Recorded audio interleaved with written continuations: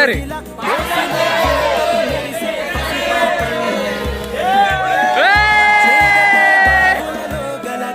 చెరువులో బాతుల ఈతల కళ, చేదుగా ఉన్న వేపను నమిలే వేళ,